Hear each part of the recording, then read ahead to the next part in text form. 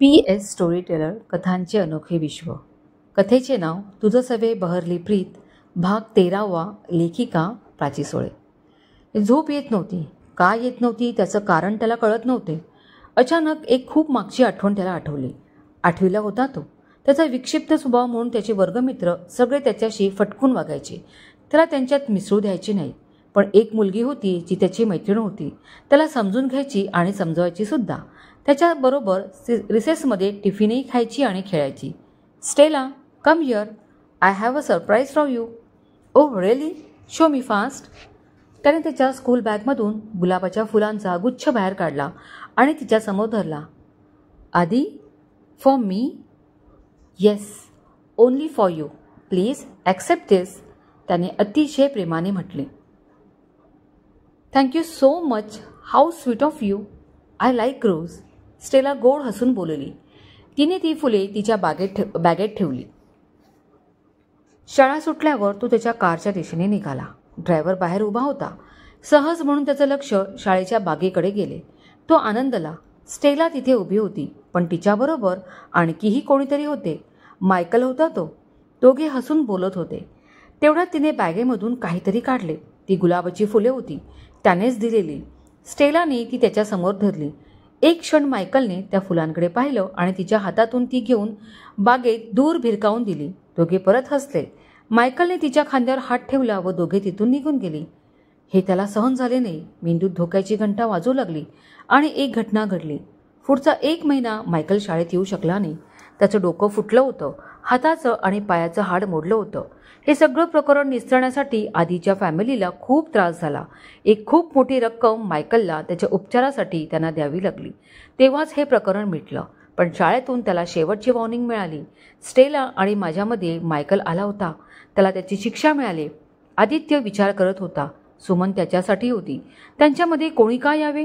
कोणाला त्याचा अधिकार नाही. सुमन फक्त माझी आहे. कोण येते मध्ये? मायकल? नाही, तो तर अमेरिकेत आहे. मग कोण? त्याला तो दिसला. खूप छान हसत सुमनकडे बघत होता. दिसला विराज जोगळेकर. तो विराज आहे जो माझ्या आणि सुमनच्या मध्ये येतोय. मला हे नाही आवडणार. मला राग येतोय आणि मी रागाच्या भरात मारतो. विराजला पण तसं करावं लागेल का? उगाचच मध्ये येतोय. आदित्यला कुंदाची आठवण आली. आईला फोन करू का? आता तिथे दुपार असेल, पण मी करणार तिला कॉल. ती ओरडली तरी चालेल. ट्रिंग ट्रिंग ट्रिंग. वैतागून कुंदाने न बघता फोन कानाला लावला. हॅलो आई, मी आदित्य. अरे आदित्य, कसा आहेस तू? अचानक फोन केलास? आई, मला तुझी आठवण येते ग. तू रागावली नाहीस ना? पण आता तिथे दुपार असेल ना? मग चालेल ना मी कॉल केला तो? आदित्य बोलत सुटला. श्श्श आदित्य, ऐक माझं, ऐक आधी. मी नाही रागवले तुझ्यावर आणि रागवणारही नाही. खरंच, उलट मीच तुला कॉल करून एक गुड न्यूज देणार होती, पण तुझा कॉल आला. ती म्हणाली. खरंच आई? Then tell me. I want to hear. हो सांगते ना.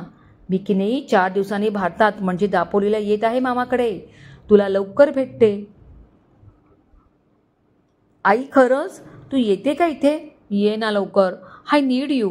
बोलताना आदित्यचा आवाज रडवेला झाला. कुंदा कितीही वाईट दृष्ट असली तरी ती आई होती. आपल्या एकुलत्या एक मुलाचं असं मानसिक संतुलन बिघडले याचं तिला वाईट वाटे. तिला त्याची दया यायची, वाईट वाटायचे. पण कुंदाने या सगळ्याचं मूळ कारण काय आहे हे माहीत असूनही ते सुधारण्याचा प्रयत्न केला नाही. आदित्यवर बाह्य उपचार केले, परंतु त्याच्या हळव्या मनाची दखल तिने कधीच घेतली नाही. आई, तू लवकर ये. मी वाट पाहतोय तुझी. येस डिअर, मी येते लगेच. पण तू शहाण्या मुलासारखं वागायचं, रागवायचे नाही. आणि एक महत्त्वाचे, तुझ्या खोलीत जर कोणी आलं तर त्यांच्यासमोर गोळ्या घ्यायच्या नाहीत, समजलं? कुंदाने किंचित आवाजात धार आणत म्हटले. हो आई. आता गोळ्या घेतल्यास का? तिने विचारले. हो घेतल्या. गुड. आता झोप तू. उद्या मामाला सांग हं. मी स्वतः कॉल करेन तुला, तेव्हा मामाशी माझं बोलणं करून दे. Okay? Good night Aditya. Kunda म्हणाली. ओके, गुड नाईट आई. Come soon. आदित्य बोलला व फोन कट केला. आदित्य खुश झाला. आता त्याची आई येत होती, जी सगळं ठीक करेल. तिच्याकडे जादू आहे. सगळं काम पटकन होते. सुमनचं माझ्याशी लग्न होईल, मग आम्ही सगळे अमेरिकेत परत जाऊ. सुखाच्या स्वप्नात आदित्यला लगेच झोप लागली. काही वादळे विचलित करण्यासाठी नव्हे तर वाट मोकळी करण्यासाठी येत असतात. कदाचित आदित्य वादळ बनून आला असेल किंवा तो बनू शकत असेल, तर हीच खरी कसोटी आहे माझी आणि सुमनच्या प्रेमाची. माझं प्रेम सुमनवर आहे आणि तिच्याही मनाचा कौल माझ्याकडे आहे. म्हणून तर तिला आपला आधार वाटतो. स्वतःहून भेटायला बोलवले. तिच्या डोळ्यात काय आहे हे बरोबर समजते. वाट पाहायची आहे ती तिने स्वतःहून कबुली द्यायची.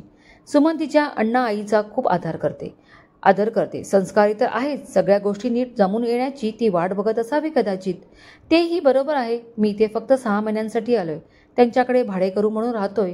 आता 20 दिवसच झालेत. जर काही प्रॉब्लेम झाला तर ते मला इथून जाही सांगू शकतात.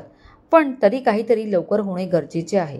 आदित्यमुळे उगाच अडथळा आल्यासारखा वाटतोय. माझं सुमनवर प्रेम खरं आहे, पवित्र, निस्वार्थी आहे. मी खंबीर आहे कुठल्याही संकटाशी सामना करायला. फक्त सुमनची तयारी असायला हवी, तिची साथ मिळायला हवी. युवराजचे विचार थांबतच नव्हते. एकामागोमाग एक चालू होते. बघूया काय होते. सध्या तरी सुमनला वेळ द्यायला हवा. पलंगावर उताणी झोपून फिरणाऱ्या पंख्याकडे एकटक बघत विराज विचार करत होता. प्रत्येक दिवस काहीतरी नवीन घेऊन येत आहे. उद्या कुठला दिवस उजाडणार ते बघायचे. विराजने डोळे बंद केले. हिरव्यागार शेतात मोकळे केस वाऱ्यावर उडवत ओढणी सावरत सुमन धावत येत होती. विराजची पाठ होती. अचानक तिच्या घट्ट मिठीचा विळखा त्याला पाठीमागून बसला. धावल्यामुळे तिचा श्वास जोरात येत होता आणि त्याची स्पंदने त्याला जाणवत होते. तो वळला. तिच्या निळ्या समुद्रासारख्या डोळ्यात त्याच्या प्रती अपार प्रेम दाटले होते. तिचे नाजूक ओठ थरथरत होते. युवराजने अलगद तिला उचलून घेतले. त्या हिरव्यागार शेतात त्यांच्याशिवाय कोणीही नव्हते. आदित्यची सकाळ खूप छान उगवली. त्याची आई, त्याची मम्मा येत होती आणि ही आनंदाची बातमी मामा मामीला द्यायला तो उत्सुक झाला होता. सगळं आवरून तो खाली आला. अण्णा आणि आरव बसले होते. त्याला बघून आरवने आवाज दिला, गुड मॉर्निंग आदी दादा. गुड मॉर्निंग आरव अण्णा. सुप्रभात आदित्य, ये बस. मामी चहा नाश्ता आणते, अण्णा बोलले. आदित्य अण्णांजवळ बसला. त्याचा चेहरा विलक्षण आनंद दिसत होता. अण्णांना ते उमगले. आदित्य, काय झाले? तुझा चेहराच सांगतोय काहीतरी छान झालंय. हो मामा, तुम्हा सर्वांना मला एक आनंदाची बातमी द्यायची आहे. मामी आणि सुमनला सुद्धा येऊ दे. बरं बाबा, तेव्हा सांग. येऊ दे त्यांनाही, अण्णा हसत बोलले.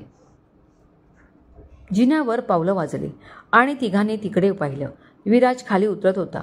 त्याला पाहून आदित्यच्या ओठावर हसू आले. वाह, आता याच्यासमोर ती बातमी सांगायला अजून आनंद येईल. आदित्यच्या मनात आले. गुड मॉर्निंग विराजदा. बरं झालंस तू आलास. आदिदादाकडे गुड न्यूज आहे म्हणे आणि तो आता ती सर्वांना सांगणार आहे. आरव विराजला बघता बोलून गेला. अरे वा, मलाही कळेल ती गुड न्यूज. विराज तिथे टेबलाजवळ बसत म्हणाला.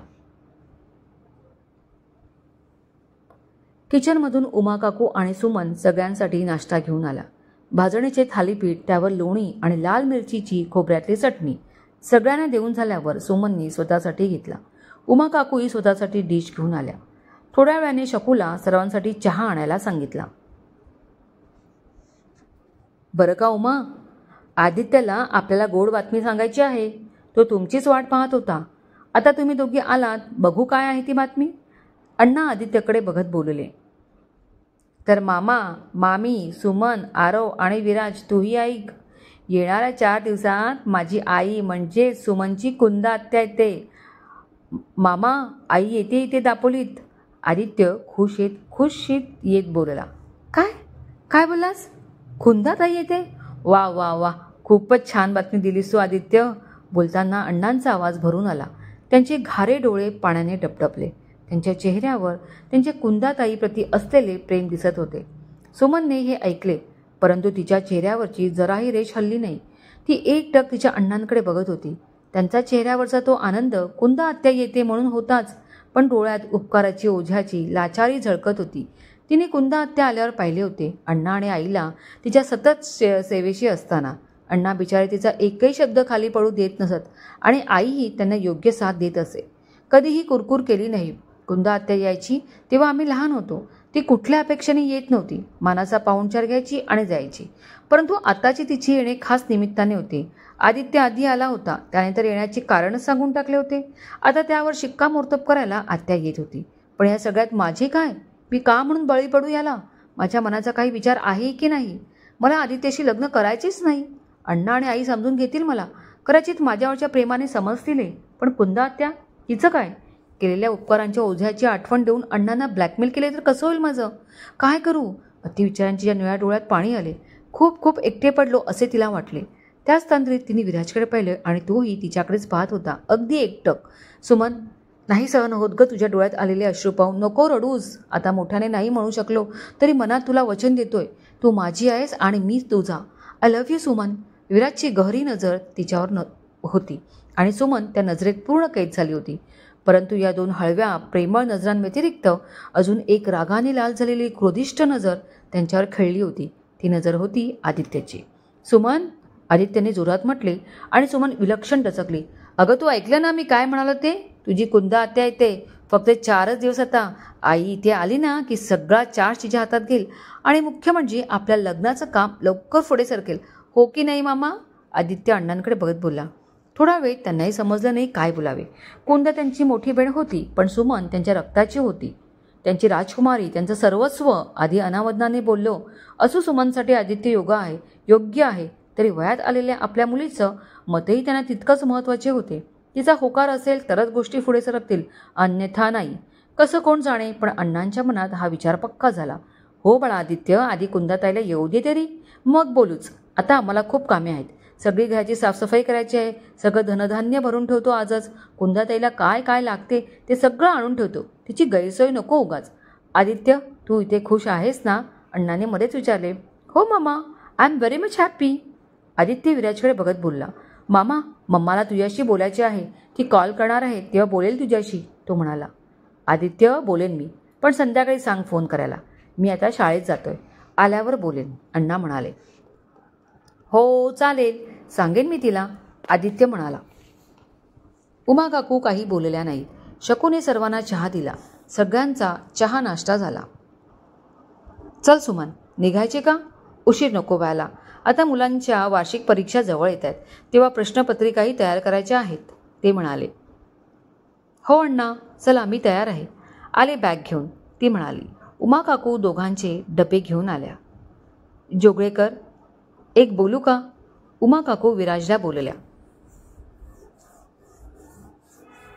बोला ना काकू, काही काम आहे का? काम काही नाही हो, पण मनात आले म्हणून बोलते. मी उद्यापासून सकाळचा तुम्हाला डबा देत जाईन. या दोघांना देते तर त्यात तुमचाही होईल, मला बरं वाटतं. नाही हो, तुम्ही दुपारचे बाहेर जेवता ते मला बरं वाटत नाही हो. तुम्ही बाहेर दुपारची जेवता ते. तुम्ही आगाऊ भाडं पण दिलं आहे. 2-3 पोळ्यांचा मला अजिबात त्रास नाही होणार. उमा काकू खूपच मायने म्हणाल्या. काकू, मी आधी सांगितले आणि आत्ताही सांगतोय, दुपारच्या माझ्या जेवणाची काळजी अजिबात करू नका. अहो, आमच्यासाठी छोटं किचन आहे, एक आचारी आहे, काही खाण्यासाठी चहासाठी तो आहे. आम्ही 3 अधिकाऱ्यांसाठी तो बनवतो आणि मनापासून खरं सांगू, सकाळचा नाश्ता तुमच्या हातचा एवढा भरपेट आणि स्वादिष्ट नाश्ता केला ना की काही खाऊसच वाटत नाही. मी तर कधी फक्त दहीभात किंवा ताकच घेतो, तेव्हा अजिबात वाईट वाटून घेऊ नका. विराज गोड हसत बोलला. बरं, मी निघतो. गेटजवळ शिव गाडी घेऊन आला होता. धीर करून त्याने विचारले. अण्णा? नाही, अजिबात नाही जोगळेकर, तुम्ही जा. मी आणि सुमन पायीच जाऊ. मीही म्हणालो आहे, तुमची गाडी आहे म्हणून आम्ही शाळेत जात नाही आहोत. यावर सगळेच हसले. बरं अण्णा, मी निघतो, पण कधीही वाटलं तर कृपया विना संकोच बोला. पुन्हा एकदा सुमनकडे पाहून तो भरभर पायऱ्या उतरून गेला. अण्णा, सुमन, आरवही निघाले. आज पहिल्यांदाच उमा काकू विराजकडे वेगळ्या नजरेने बघत होत्या. त्या नजरेत काहीतरी वेगळं होते खास. भारतात निघण्याची सगळी जय्यत तयारी झाली. 4 ते 5 मोठ्या लगेज बॅगा सामानाने भरल्या होत्या. यशवंत, उमा, आरव सगळ्यांसाठी कुंदाने भेटवस्तू घेतल्या. सुमनसाठी खास भेट घेतली. लाल रंगाची भरजरी साडी, त्याच कलरची सुंदर कलाकुसर असलेली पर्स आणि एक सोन्याचा हार आणि बाकीही खूप सामान होते. सगळ्या सामानाकडे पाहून कुंदा खुश होत होती. एअरपोर्टला ती उतरण्याची वेळ, तिथून दापोलीला ट्रेनने येण्याची वेळ, याच्या सगळ्या डिटेल्स तिने आदित्य आणि यशवंतला कळवल्या होत्या. मनोहर दामले येत असल्यामुळे कुंदा भयंकर रागवली होती, पण कुंदाला तिच्या या वाईट निर्णयापासून रोकायचेच हाच निश्चय करून दामलेही भारतात यायला निघाले होते. अण्णांसमोर एक अडचण आली. आदित्यला आणायला जोगळेकरांना सांगितले आणि ते त्यांच्या कामातून वेळ काढून आदित्यला घ्यायला गाडी घेऊन खेडला गेले. पण आता कुंदाताई येते, परत कसं त्यांना सांगायचे गाडी घेऊन जा? त्यांच्या चांगुलपणाचा फायदा घेतोय असे वाटते. ते काही बोलणार नाहीत, पण मला समजायला हवे ना काय अन कसे करावे. बरं, कुंदाताईंनी सांगितले आहे की तिच्याकडे भरपूर सामान आहे. 3-4 मोठ्या बॅगा आहेत. जोगळेकरांची गाडी लहान नाही आहे, पण बसतील का सगळ्या बॅगा एकत्र? अण्णा विचार करत होते. बाजूला उमा काकू येऊन उभ्या राहिल्या. त्यांना समजली नाही. अहो, कसला विचार करताय? कुंदावंश यांचा का? हो ग, विचार तिचाच करतोय, पण ताईला खेड स्टेशनवर गाडी घेऊन आणायला जायला हवे. अहो, मग जोगळेकर आहेत की, त्यांना विचारले तर ते नाही नाही म्हणणार. गुणी आणि समजूतदार आहेत. उमा काकू म्हणाल्या. हो, माहिती आहे ते, आणि त्या समजूतदारपणाचा आपण फायदा घेतो असे वाटते. नाही हो, असं अजिबात बोलू नका. आपण असं कधी केलंय का? एकदा विचारून बघा ना त्यांना. तसा विचार करतोय उमा, पण त्यांची गाडी लहान होईल. ताईकडे खूप सामान आहे म्हणत होती. अरे देवा, आता कोणाची सांगायची गाडी हो? उमा काकू चिंता करत बोलल्या. ते मी बघतो. पण उमा, घराची सगळी साफसफाई झाली ना? ताईची खोली साफ स्वच्छ केली ना? तिला सगळं नीटनेटकं आणि स्वच्छ लागते. तुला माहिती ना ते? अण्णा म्हणाले. हो, मला सगळं माहिती. तुम्ही काळजी करू नका. अण्णा आईचा चाललेला हा संवाद सुमनने ऐकला. कुंद्या आत्यासाठी बिचारे दोघे किती करतात. गाडीचं काय करायचे? गावात एखाद्याची असेलच ना मोठी गाडी, बघायला हवं. रात्रीच्या जेवणाची तयारी झाली. उमा काकू सुमन जेवणाची ताटे घेऊन आल्या. सगळे एकत्र बसले. आई येण्याच्या आनंदात आदित्य होता, त्यामुळे त्याचं विशेष कोणाकडे लक्ष नव्हते. सुमनला अण्णांना गाडीची चिंता आहे हे माहीत होते. तिला विराजला हे सांगायचे होते. विराजने तिच्याकडे पाहावं म्हणून जेवण वाढायला उभी होती. एकदा विराजने पाहिलं की त्याला आपल्या नजरेची भाषा नक्की समजेल. विराजने एकदा तरी बघावं म्हणून ती काही ना काही करत होती. अण्णा, जेवण कसे झाले? छान, रोज होते तसेच चवदार. अण्णा हसत बोलले. अच्छा. पण एका क्षणी विराजने सुमनकडे पाहिलं आणि तो पाहतच राहिला, कारण तिच्या चेहऱ्यावरच्या हावभावाने त्याला हसू आले. सुमन एक भुवई उंच करून दुसऱ्या डोळ्याने ती अण्णांकडे इशारा करत होती. तिला विराजला तिच्या या इशाऱ्याचं काहीच समजत नव्हते. त्याला फक्त हसू येत होते. अरे काय हा माणूस आहे, एवढी त्याला इशारे करते तरी काही समजत नाही आहे. कसं सांगू? सुमन वैतागली आणि शेवटी तिनेच विषय काढला. अण्णा, कुंदा त्याला स्टेशनवरून आणायला कोणाची गाडी मिळाली का? तिच्या या वाक्याने विराजने तिच्याकडे पाहिले. नाही बेटा, होईल ते काम, बघतो मी. अण्णा पटकन बोलले. अण्णा, काही अडचण आहे का? मला सांगा. गाडीचं काय? विराज म्हणाला. जोगळेकर आता विषय निघाला म्हणून कुंदाताई येते ना, तिच्याकडे सामान भरपूर आहे आणि खेड स्टेशनवर आणायला जायचे आहे, तेव्हा मोठी गाडी मिळते का बघतोय. अण्णा बोलले. अण्णा, पण तुम्ही मला का नाही बोललात? एवढ्या छोट्या कामासाठी उगाचच टेन्शन घेतले. कंपनीची मोठी कार आहे. आत्यांना कधी आणायचे आहे ते सांगा, मी स्वतः जातो. तुम्ही काळजी करू नका.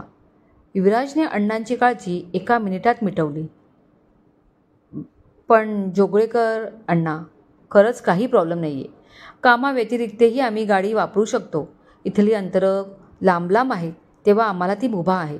मी माझी कार एक दिवस तिथे ठेवून मोठी कार घेऊ शकतो. तुम्ही सांगा कधी जायचं ते. किती समजूतदार आहे हा.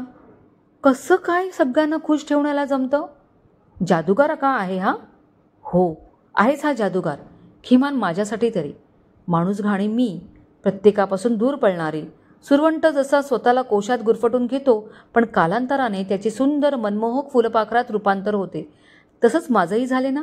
या समोर बसलेल्या जादूगाराने मला स्वतःच्या जोखडापासून सोडवले, सुंदर मुक्त जगाची ओळख करून दिली, नव्याने आयुष्याच्या प्रेमात पडायला भाग पाडले. कळत नकळत सुमन विराजच्या जवळ जात होती. ताई, ताई, ताई, आरव जोरात ओरडला. अरे काय एवढा ओरडतोयस? काय झाले? सुमन डोळे मोठे करत बोलली. तुला काय झालं ते सांग. एवढा हाका मारतोय, लक्ष नाही तुझे? मला भाजी हवी आहे. मग आईकडे मागायची ना. घ्या. भाजीचा टोप तुझ्याजवळ. आणि आई जेवून झाले ती किचनमध्ये गेली. काय ताई, लक्ष कुठे तुझे? आरव हसत म्हणाला. सुमनने पटकन आरवला भाजी वाढली आणि स्वतःचं ताट घेऊन किचनमध्ये गेली. झाल्या प्रकाराने ती इतकी गोरीमोरी झाली की तिची चोरी आई पकडेल की काय अशी भीती वाटली. तरी मनाचा अवखळ मोरपिसारा फुलून थुई थुई नाचतच होता. कोकळी तिला साथ घालत होता. आंब्याला फुटलेल्या मोहोराप्रमाणे तिच्या प्रेमाला मोहर येत होता आणि प्रीतीचा पारिजात तिच्या अंगणात बहरत होता. इश! सुमन अतिशय मधाळ लाजली. त्या क्षणी उमा काकूंचं लक्ष तिच्याकडे गेले. वयात आलेली मुलगी प्रेमाचा उंबरठा ओलांडते हा नैसर्गिक स्थायी भाव आहे. अचानक त्या सुमनकडे नव्याने पाहू लागल्या. तिच्यात झालेला बदल आपल्या कसा लक्षात आला नाही आणि हा बदल अचानक झाला आहे का? विराज जोगळेकरसारखा तरुण मुलगा आपल्या घरी भाडेकरी येतो त्यावेळी आपल्यालाही तरुण मुलगी आहे हे कसं लक्षात आले नाही? जोगळेकर खूप गुणी मुलगा आहे.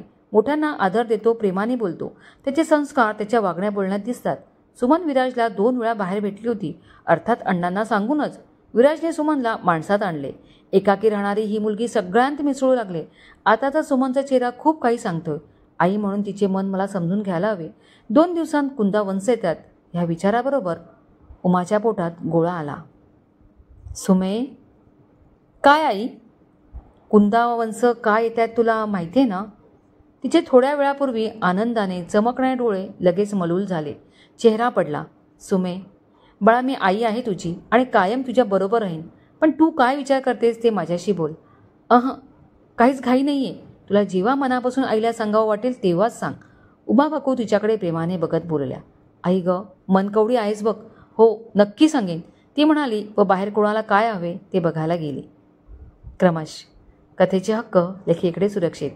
येते कुंदा आत्या म्हणजेच आदित्यची मॉम. आदित्य आणि कुंदा काय करणार आहे, धुमाकूळ काय घालणार आहेत हे ऐकायला विसरू नका. तुझं सवे बहरली प्रीत, लिखित Prachi सोळे. Thanks for watching. Like and comment and do subscribe my channel. Thank you. धन्यवाद.